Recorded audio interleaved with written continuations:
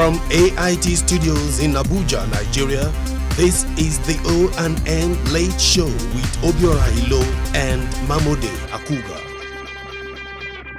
Unfortunately, we are starting today's program on a sad note. Just on Wednesday, terrorists struck at the heart of France, Paris to be precise. Before the world knew what was happening, 12 defenseless citizens, majority of them journalists, were executed by Islamic fundamentalists. Yes, Obiora, it was a very sad day for journalism, the media. It was a sad day for freedom. It was a very, very sad day for the war against terrorism. Many around the world reacted with shock and bewilderment. And a lot of people were asking, where is the freedom of speech? Where is the freedom of expression? Well, as one commentator said, if the press can be targeted, as we have seen with this attack on Charlie Hebdo, then the world is in deep trouble. Yeah, well, Obiora, their offense was probably that they were made fun of the highly revered Prophet Muhammad, an ISIS leader. Well, it is not only in Paris that we had this kind of attack in the media.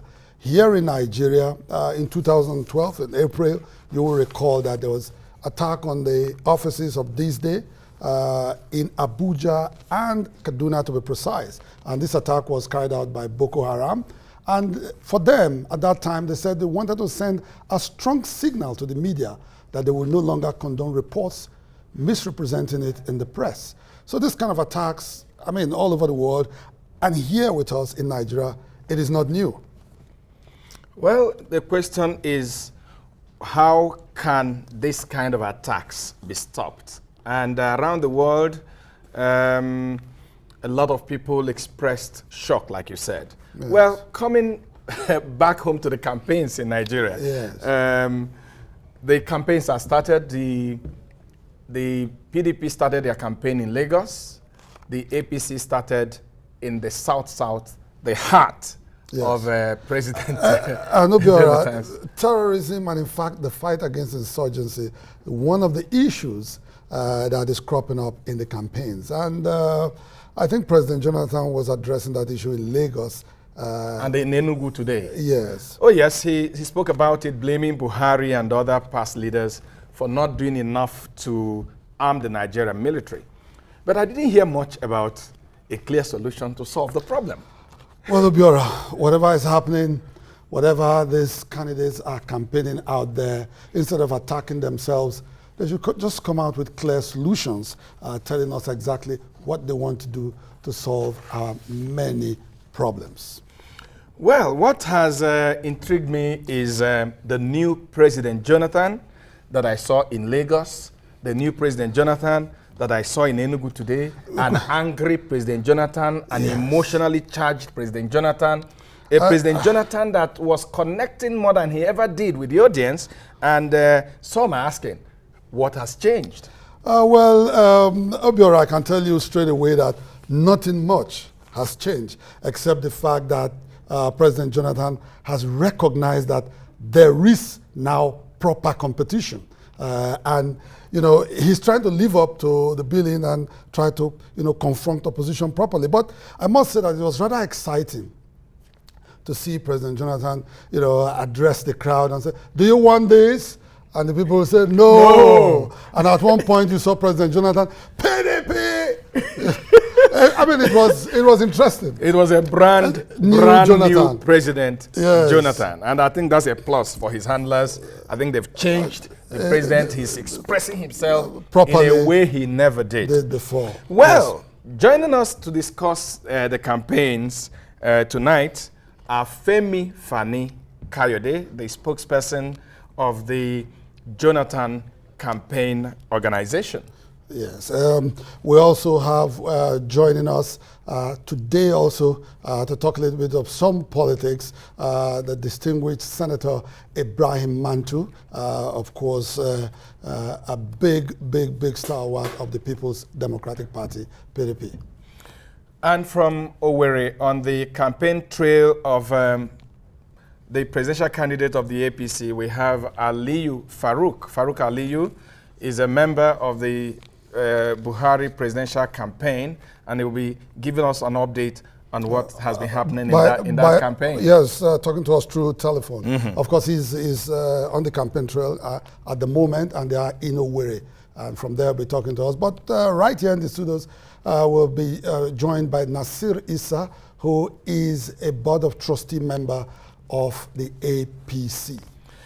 And of course, rounding it up for us today is a talented actor. Is from a family of actors, actually. That will be on the sofa. That will be on the sofa. That's Yes. actually the son of the doyen of Nollywood, Pete Edochie.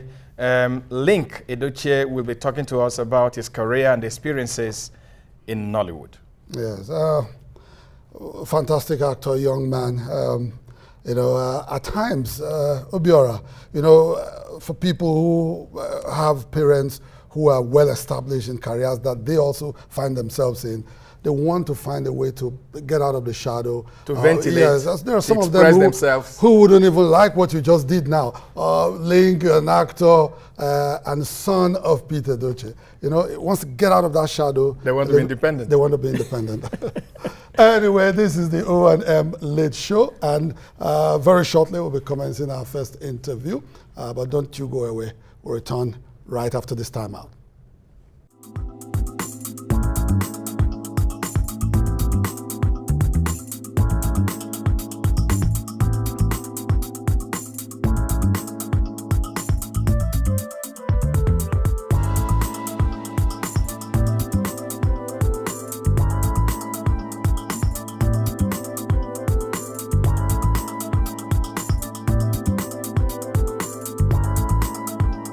Spice Supreme, the supreme spice in every dish.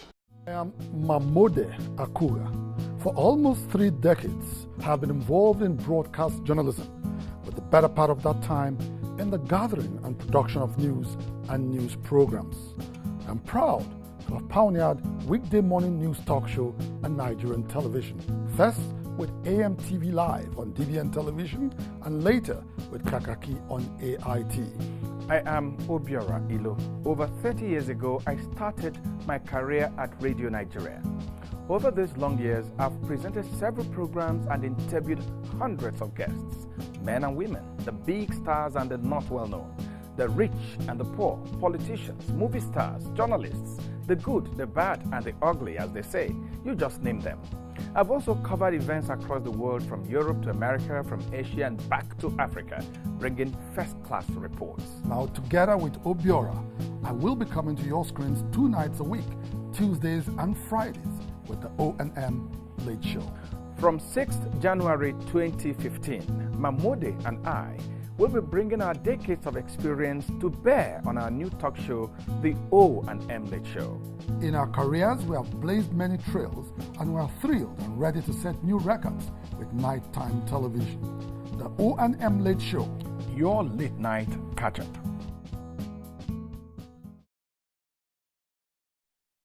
Glad to know you're still with us on the O&M Late Show. And joining us immediately is the spokesperson of the President Jonathan Campaign Organization. He was former Minister of Aviation. He was former Special Advisor to President Olusegun Obasanjo. My pleasure to welcome Femi, Chief Femi Fani Kayode.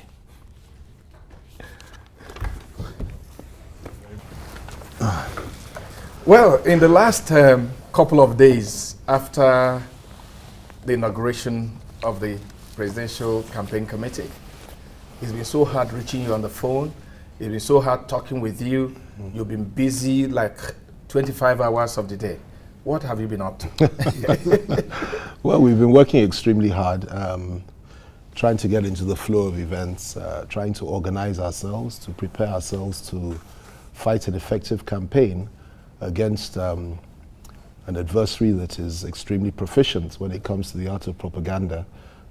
So we've been preparing ourselves for this great battle, and so that's probably why you haven't seen as much of me as you have done in the past. So that's what it is. Okay, very quickly, if were to put straight to you, because, you know, in Nigeria, we've had campaigns in the past, and usually candidates try to narrow their campaigns to some kind of, for President Jonathan, it was a transformation agenda in the past.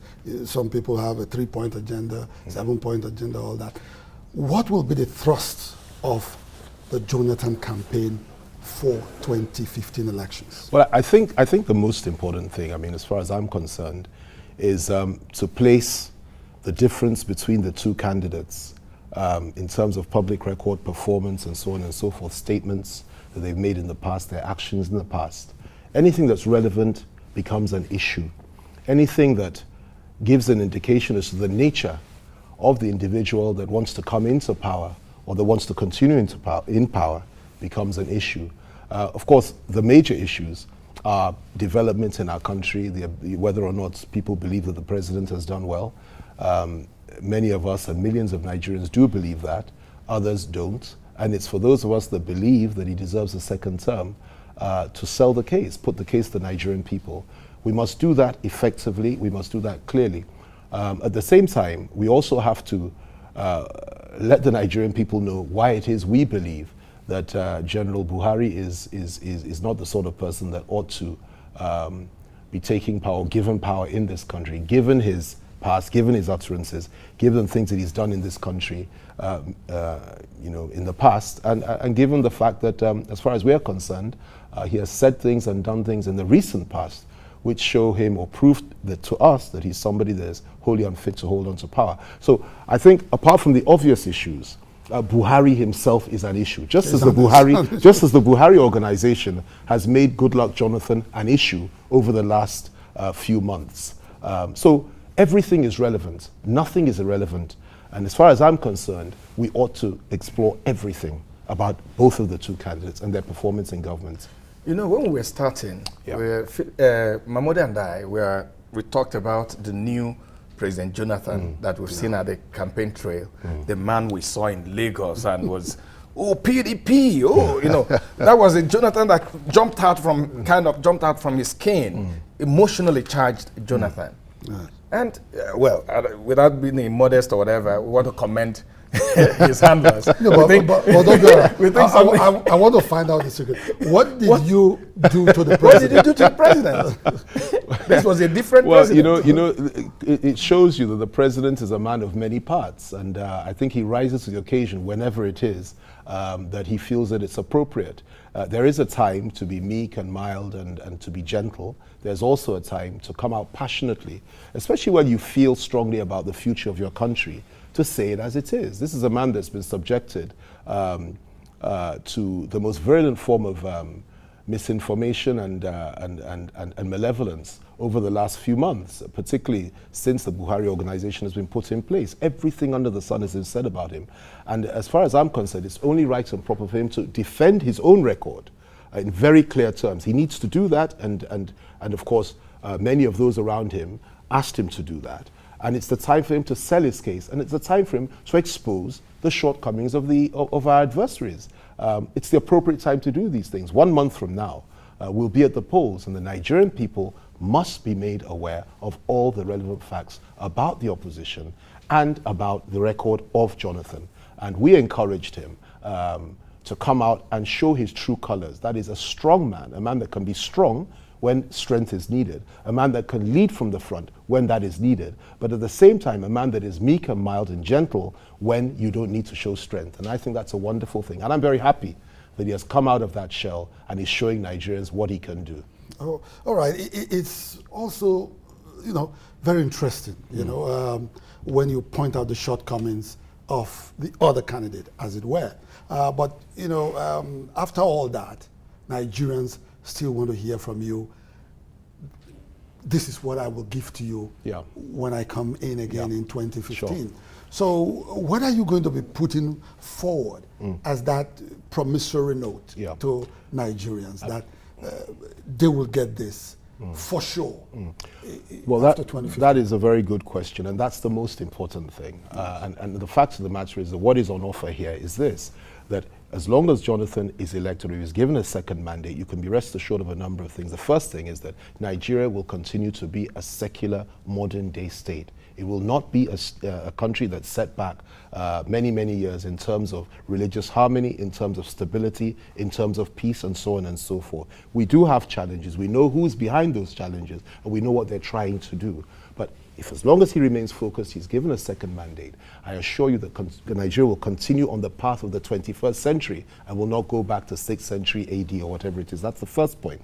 The second point is that the gains we've made in agriculture, the gains he's made in terms of road building, the gains he's made in the aviation sector, and virtually every sector in this country will continue. The gains he's made in education, Al-Majiri education and so on and so forth, and tertiary institutions, the building of federal universities, and indeed state universities by PDP governors in the northwest and the northeast. They're the only people that have done that. The APC have not built one airport in the northwest, or I'm talking about the APC governors, have not built one airport in the northwest or one airport in the northeast. Neither have they built any schools, bar one of them. Every single state in the northwest and the northeast that has built schools and airports have been PDP states over the last 4 years. That is the sort of thing that the North will expect if a Jonathan continues in power. You will also expect the efforts made in the fertilizer sector, which was a beehive of corruption before. He has cleaned all that up now. He's put in place a number of reformatory measures that will not allow corruption to take place in that sector anymore. That's the kind of thing that will continue. And when you come down to the south, you find the kind of cohesiveness that exists in the various sectors, the kind of cohesiveness that exists in the various zones and so on and so forth. And the peace, the freedom, the fact that I can say anything I like about the president, goodness knows I've done so in the past, without fear of being locked up, without fear of being intimidated, without fear of being killed. We have no political exiles in Nigeria anymore. Nobody had to run away because they're anti-government. We have no political prisoners in this country. Now that's more than I can say for most people. Nobody has been killed for his political views. That's more than I can say for virtually anybody that's ruled this country before in the past. And especially, it's more than I can say about General Buhari. So that's what's on offer. I mean, there's so much more that one could talk about. But that's the sort of thing that's on offer. Now, you pick that up, and this is very important because Nigerians tend to want to run away about talking about the other side. But this time round, because we believe this is a battle for the soul of our nation, you have to talk about the other side as well. We've put that on offer. What does the other side have to offer? And I'll give you just a few examples, and please, if you will allow me to do this, because it is relevant and it is important. What you have on offer is a presidential candidate that told Nigerians a few months ago that the baboon and the dog will be soaked in blood if he didn't have his way at this presidential election. What they are offering is a man that said to this country that we will make Nigeria ungovernable if he didn't have his way. What they are offering is a man that has said that Muslims should vote for only Muslims in this country in any election. Number 4, what they have offered is a man that has said he will spread Sharia to every corner of this country if he's given power. This is a secular state. This is a country where religious freedoms should be adhered to and have been accepted since 1960. He's offering that. What we have on offer, what they have on offer, is a man that has said on record, he's put it on record, he said an attack on Boko Haram is an attack on the North. What they are offering is a man that has said, why should Christians worry about Sharia since this is an all-Muslim affair and there's Muslim limbs that are being cut in a secular state in a modern country. This is a man that is offering, or this is a party that's offering, a situation whereby they will rise up after this federal government, after they proscribed Boko Haram, after Boko Haram killed 20,000 people. They turned around and said that it was unjust and unconstitutional for the government to prescribe Boko Haram. That's what the APC is offering. It's a return to the dark days. And what we are saying is that when you put the two together and you look at the two, any sane, sensible Nigerian will say the PDP and Jonathan are a far better choice than Buhari and the retrograde forces of darkness that he represents. That's why we're going to win. Okay, Chief Kayode, I'm sure that in the course of this campaign, we're going to see more of you in this studio. Anytime, and as long as I'm we'll not be on asking campaign trail, questions like, and it's a question you've given answers to many times. What changed from the Kayode that associated with Buhari in the past, associated with APC in the past, and what First changed? of all, I never associated with Buhari. I met Buhari a number of times, and I must tell you that I have nothing against the gentleman. As an individual, I have immense respect for him. I like him. And I have nothing but admiration for his role as a military commander and a general. And I've written about that on many occasions. His role in Chad, when we pushed the Chadian rebels back and he almost marched into Jamina, he did a gallant and a great thing then. But I prefer him as a soldier. I would not want him to have political power. So I've never supported an ambition of Buhari. I was in the APC for approximately 9 months or so on and so forth, on sabbatical. And when I was very upset, on sabbatical, when I left my PDP family, and I eventually came back, when I saw the light once again. And of course, I wasn't the only one. Ribadu, Kashim Imam, Mimiko, Fayoshe, Benga Daniel, all the bright lights, prodigal sons were a little bit upset. They eventually came back. Now we're back in our family and we're fighting for the future of our country. We're fighting the future of our people, and we're fighting to ensure that our political party, the PDP, regains the glory that we believe it once lost. And we're on the path for that. Okay, and we're helping in that. Okay, Chief Fani, Kayode. Thank you. Let's end it on this note of seeing the light. Yeah. And we hope you'll be back again. Certainly, I will be. I will be. Thank you very much. We'll take a break, and when we return, we'll have the veteran politician Ibrahim Mantu and Nasir Issa with us. Don't go away. Due to sound economic policies, focused and determined leadership, Nigeria has in just 4 years risen to become the largest economy in Africa. Airports have been overhauled and are rapidly being remodeled to global standards. Our railways too have been revived after more than 3 decades of neglect. As a result of well-articulated agricultural policies, rice production has improved more than any other time in Nigeria's history. Just as food importation has dropped considerably, the education sector has been reformed. The industrial sector is being revived and has begun to show signs of promise as a means of boosting our economic strength. How can a leader some say is clueless achieve all this and more in just 4 years? Nigeria, the facts are there before you. Think Nigeria, vote good luck. This message is brought to you by the Wind of Hope. Beware. Millions of people gather all over the world for an encounter from heaven. Every sick will be healed right now. Since this young man was born, one side has been blocked, but it popped open right in his service. So he can breathe in both nostrils. It's completely invested. Jesus! Come and experience God's power in another dimension. It's 5 Nights of Glory 2015, a place where impossibilities become possible. Date 19th to 23rd January 2015 at 4:30 p.m. daily.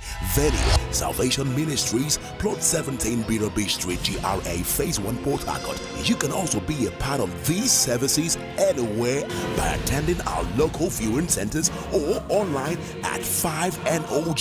For other inquiries, call +234 700 447 7722. Come and experience God's power.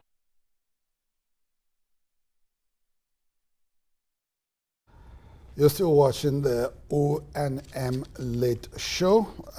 We're still talking politics here tonight. Of course, the major issue in Nigeria today is the 2015 general elections and the fact that campaigns have started. The 2 major political parties in Nigeria, the PDP and the APC, are already out there in the streets talking to Nigerians, persuading Nigerians on why they should vote them into office. Well, still talking more on the campaigns, we have joining us now a former Deputy President of Nigerian Senate, the distinguished Senator Ibrahim Mantu. Welcome, sir.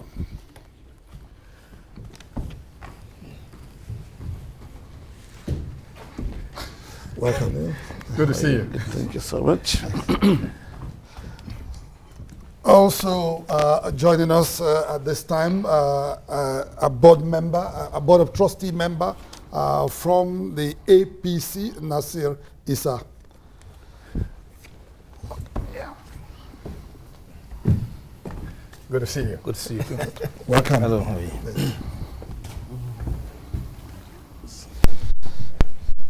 Welcome, gentlemen. Very quickly, I want to take your reaction. I'm sure you listened to Femi Kayode just now when he was talking about the way they're prosecuting the campaigns, and the candidates are making themselves issues. The character, personality of the two candidates have become an issue for the two political parties. Distinguished Senator Mantu, how do you think, what do you think about that type of electioneering and campaigning? Well, quite frankly, as you are aware, I have been in this game for over 3 decades. Yes. And I'm quite happy that we've had almost 15 to 16 years of uninterrupted democratic rule. I expected democratic principles and practice to deepen. In other words, we would have actually been practicing democracy as it's been practiced in advanced democracies. Yeah. Issues should be the campaign. The campaign should be based on issues rather than on characters. That doesn't help anybody. As far as I am concerned, character assassination or tarnishing people's image is not the issue that will actually give you votes of the people. The average Nigerian wants to know, what do you have for him? How will you improve his life? What will he bring to the table that will make a change in his everyday living? These are the issues that Nigerians want to know. They don't want to know whether somebody has been dead or that. That's not the issue. What can you do to make a change, to make a difference in their lives? And I would like to advise at this point in time that the campaigns should be issue-based rather than character-based, because we want to show people that we are actually moving forward, that we are departing from the culture of going to go on the restroom and begin to spend 1 hour talking, and at the end of the day, the people watching or the crowd, the audience, they don't go back with anything. Yes. I would want them to go back richer than they come to that venue. Yes. Okay, Nasir Issa. Yes. We hear drums of war each time the campaign starts. Looking at the modern period of our politics, in 2007, in 2011, in 2015, Nigeria won't see the next day.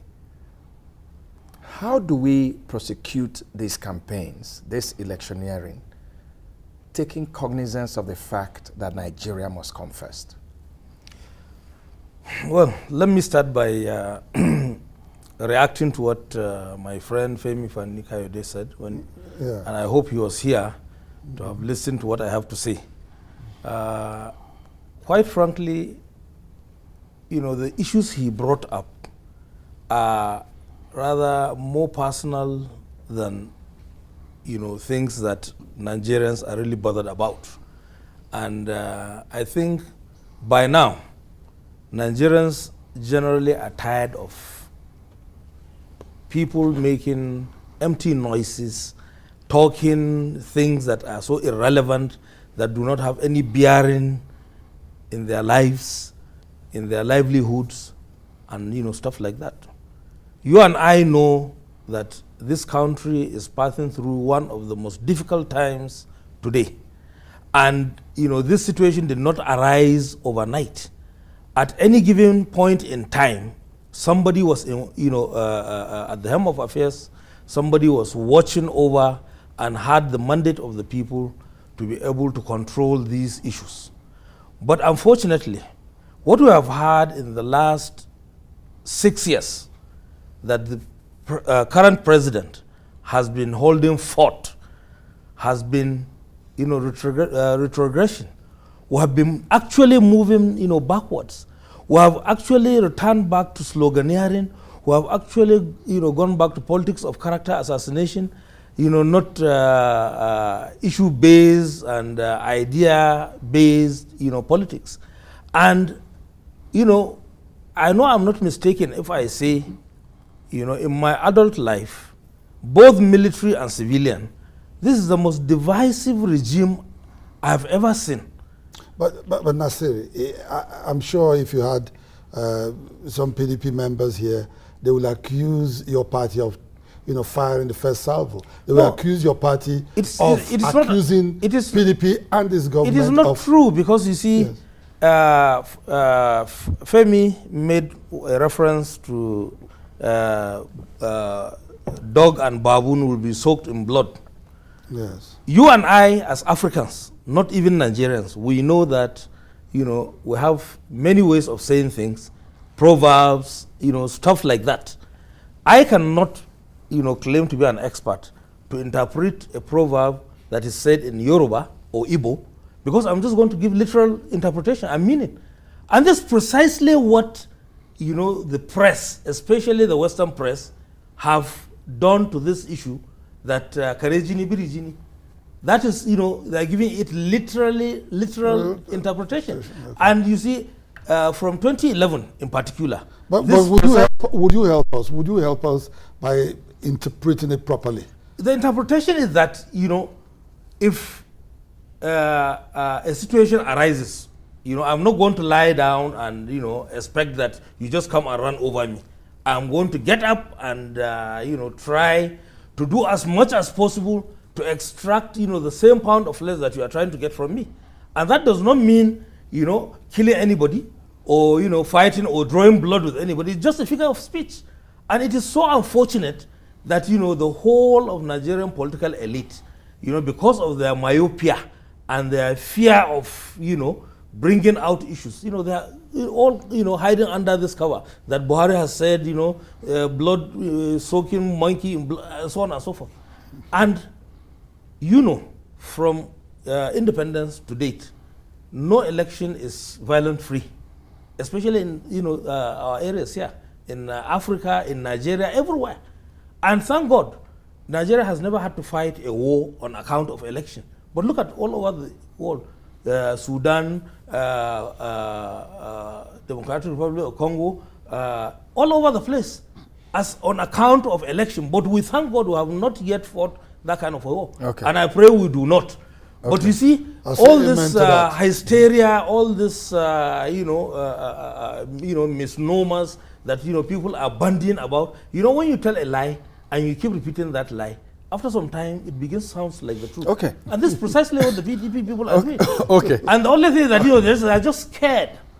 They're just so scared that, they have to create tension and make the people of Nigeria scared so that they will not be able to demand and ask, where has our money gone to in the last 6 years? That this country has been voting for, 1/4 of the budget in the last 4 years has gone to security, and the security in Nigeria is worse than in Congo Brazzaville. It's worse than in Sudan. It's worse than, because at least, okay. Nasir, just a moment. Part of Nigeria has been captured. Just a moment.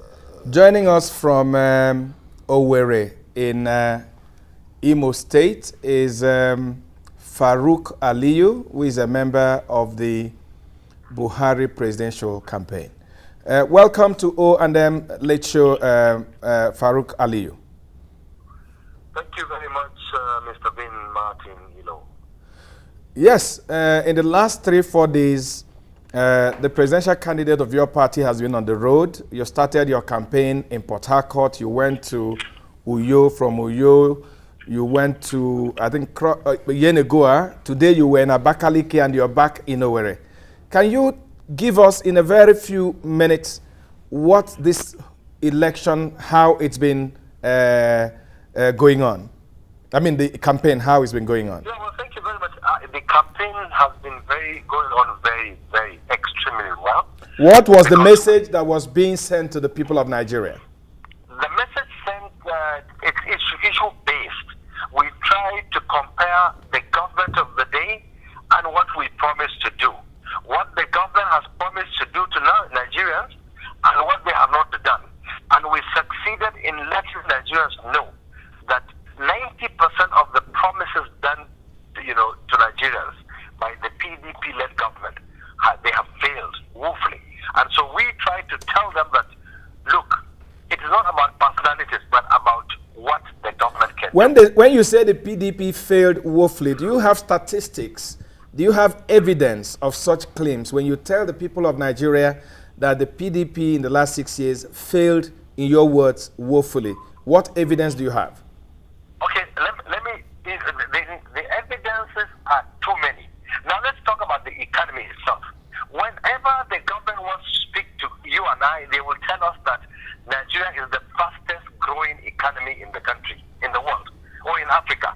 I mean, how do you say Nigeria is the fastest growing economy when the value of Naira is going down, when the president prides himself in the number of private jets that we have in this country as economic indices, or when lecturers are on strike, when hospitals are on strike, when people don't go to work because of one problem or the other, when nothing is happening well in this country. And everybody, you and I know, I mean, we know where it pinches. That look, this is a government that we cannot hold them accountable because nothing is going on, right? Nothing is happening, and you could see the anger in their campaign. Instead of the government to address the issue, at stake, no, but they are addressing personalities. Government talking about Buhari being president, the head of state 30 years ago. How do you compare somebody? Okay. Farouk, we actually wanted to get a feel of the campaign. Let me tell you the feel of the campaign. Yes. Come back to the studio. Out of time.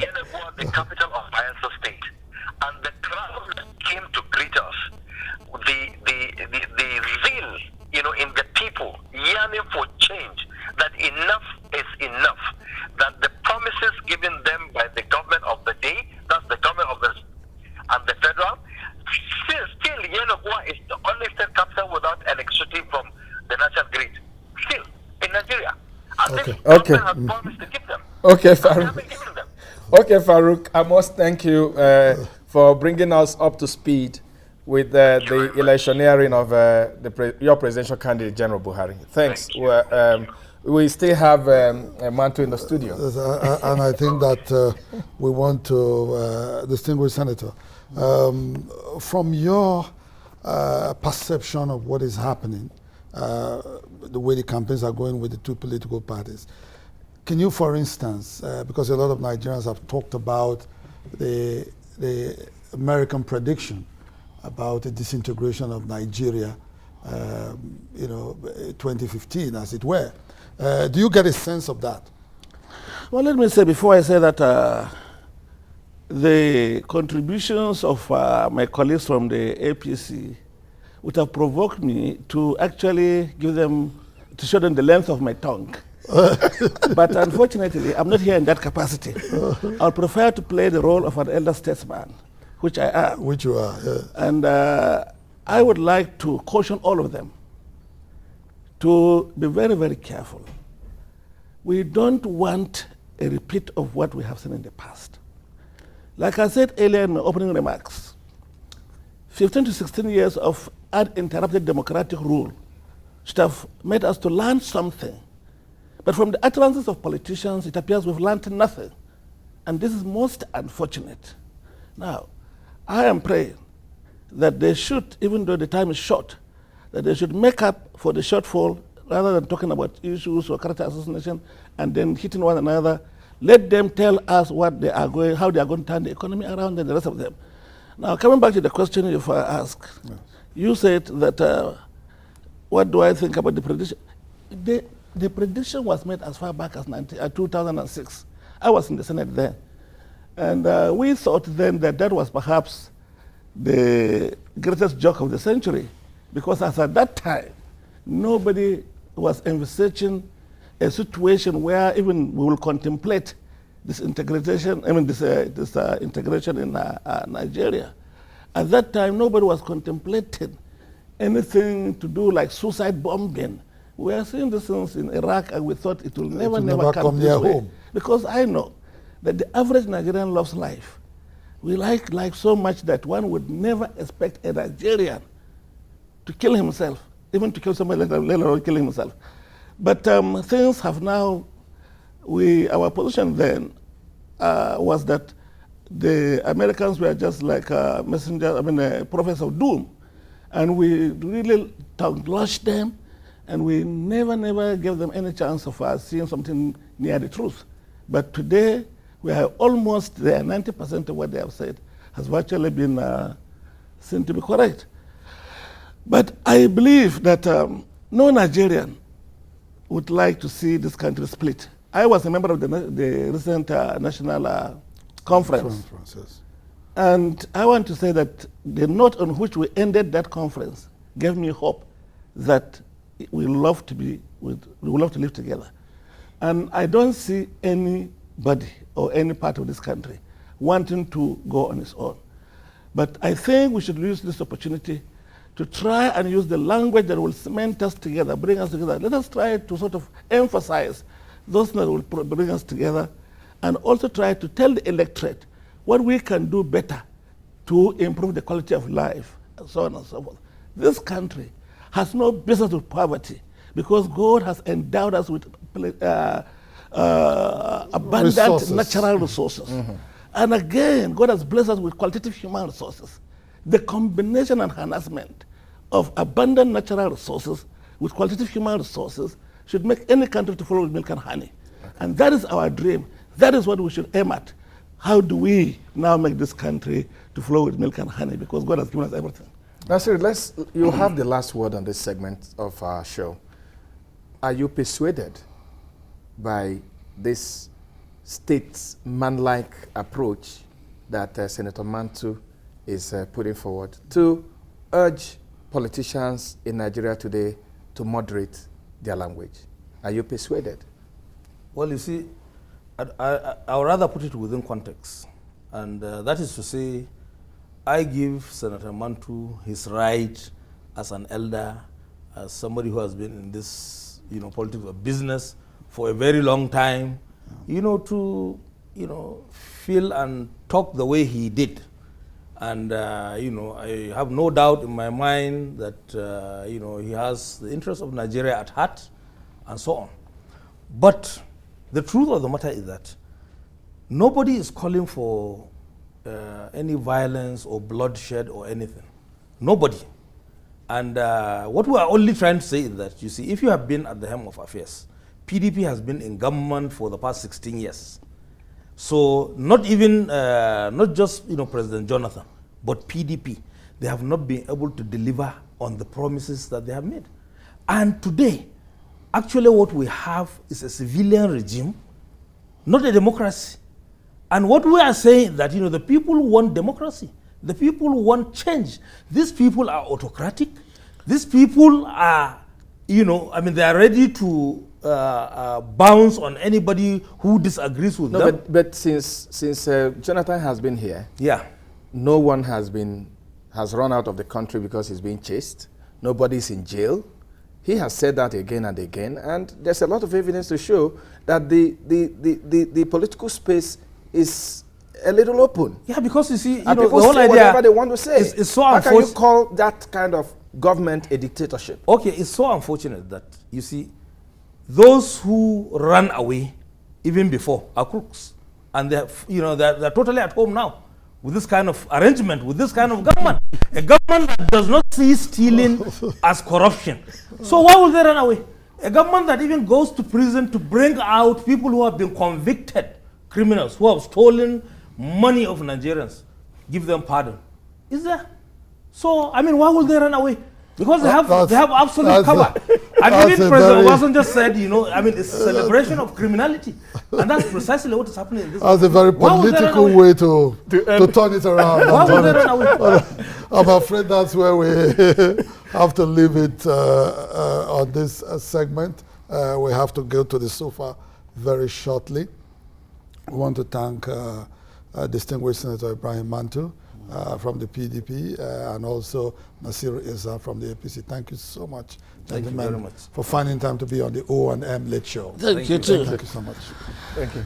Double evening. Yes. Thank you so much. Thank you very much. We have it's a pleasure. They will remember that. All right. Okay.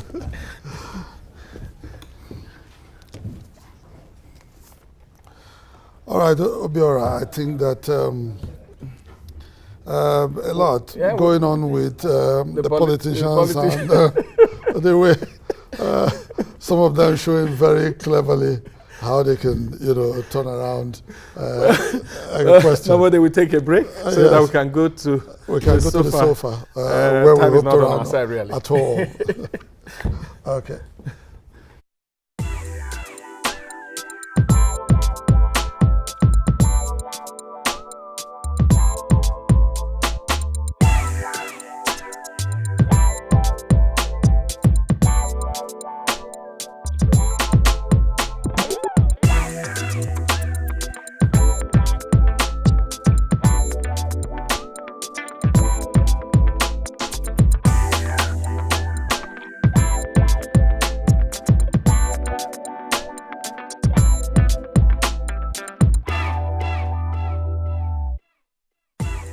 I am Mahmoud Akuga. I am Obiora Ilo. From the 6th of January 2015, we will bring to you the O&M Late Show. The O&M Late Show will be on air twice a week from 11 to 12 midnight. The O&M Late Show will be in-depth, incisive, objective, analytical, investigative, and quite revealing. It will feature news, special reports, interviews with experts and dramatic persona of major news developments.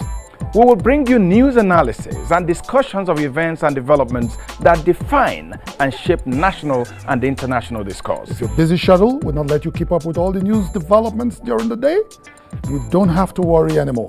As Mamode and I will stay awake 2 nights every week to serve you all the news directly from the newsmakers. The O&M Late Show, your late night catch-up. Well, glad to know you're still out there with us. As you can see, we're already on the sofa, and joining us is Linc, Edochie, actor, young, talented. I don't know, when we are introducing him, Mahmoud said maybe we shouldn't say he's the son of Peter Edochie, but that's what he is. So can't run away from that fact. Linc, please. You're welcome. Welcome. Nice to have you. So tell us, how does it feel to be the son of the great Pete Edochie? Well, I'll be very honest. Sometimes it's scary. And the reason is simple.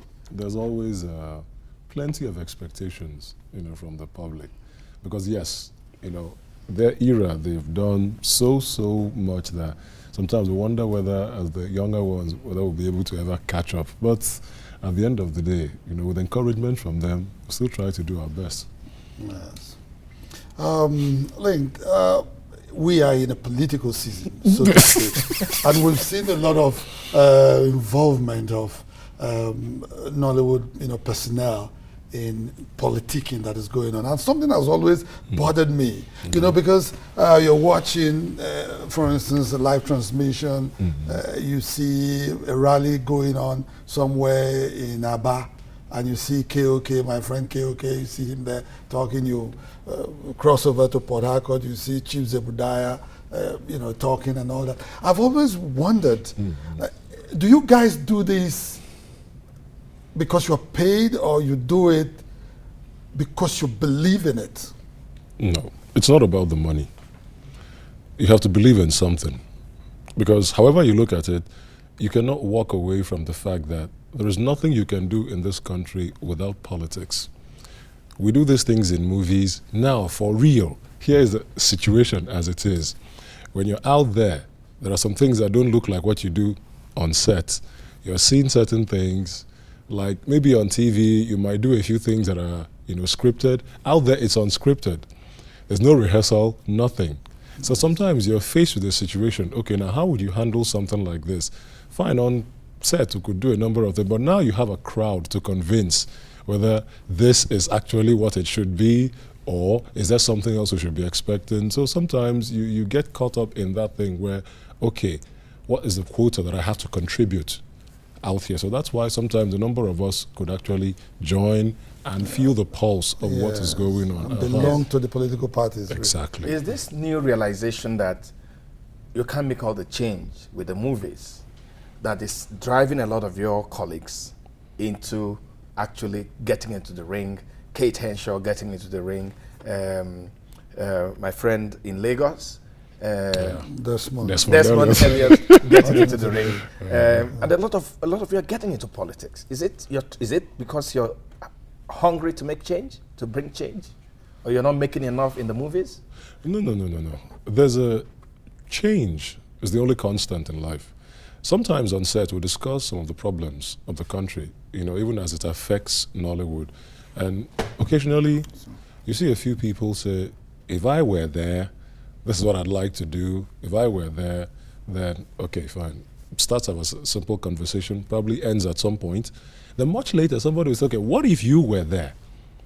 You start thinking about it. Okay, maybe I should, try out, a career in politics and all that. But you see, at some point, you discover that serving your nation, is even much more complicated than doing it in the movies, because here you are, there's no rehearsal, no directors, nobody's mounting a stage. You have no take two. You have no take two. You have real problems facing you. And it's over where okay, fine. Maybe this particular constituency has had a whole host of problems. What will be your solution? Nobody's going to whisper anything into your ear. Okay, it's going to be like this. You have to look at how fast can I convince people that I have something. So I think a number of people in the past have talked about it.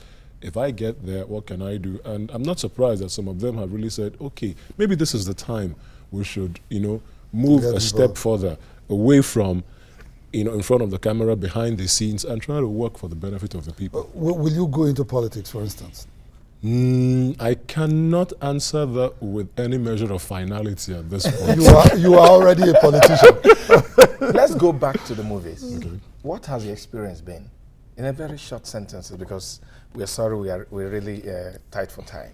Well, it's been wonderful. First of all, say to God be all the glory. We'll write that on screen most of the time, but that's not God has been faithful. Because there are times when, it actually gets pretty tough, challenging, to a point where there are days when you wake up and you're almost blank.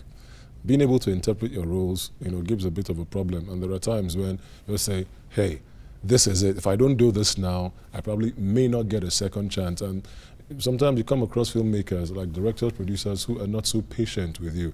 So you have to give your best shot at that point, because there are substitutes waiting to take over if you don't do something quite convincing. It's an industry that is exploding. There's plenty of competition out there right now. So many people there. Like there was a time it was, maybe the same regular faces, but now it's really exploded.